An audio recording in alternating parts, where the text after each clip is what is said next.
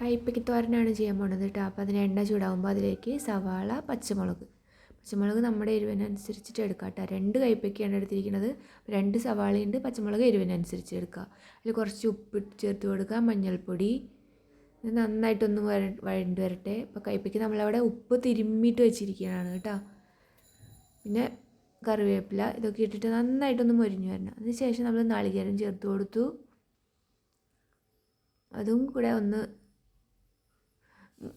മൂത്ത് വരുമ്പോൾ നമ്മളതിലേക്ക് അരിഞ്ഞു വെച്ച ഉപ്പ് തിരുമ്മി വെച്ച കയ്പ്പയ്ക്ക ഇട്ട് കൊടുത്തു. ചെറുതായിട്ട് അരിഞ്ഞിട്ട് കേട്ടോ. ഇനി സിമ്മിൽ വെച്ച് മൂടി വയ്ക്കുക. ഇത് കുറച്ച് കഴിയുമ്പോൾ ഒന്ന് ഒരു 30 സെക്കൻഡ് കഴിയുമ്പോൾ ഒന്ന് തുറന്ന് നോക്കുക. വീണ്ടും ഇളക്കി വീണ്ടും ഒരു 5 മിനിറ്റ് കഴിയുമ്പോൾ കയ്പ്പയ്ക്ക വെന്തിട്ടുണ്ടാവും. പിന്നെ അതിൽ ബാക്കിയുള്ള വെള്ളം ഇതുപോലെ തുറന്ന് വയ്ക്കുക. പിന്നെ ഫുള്ള് കവർ ചെയ്യാണ്ട് അതിൻ്റെ മൂടി വയ്ക്കുക. എന്നിട്ട് ഇങ്ങനെ ബാക്കിയുള്ള വെള്ളം ഉണ്ടെങ്കിൽ തോർത്തി കുറച്ചും കൂടെ ഒന്ന് മൊരിച്ചെടുക്കുക.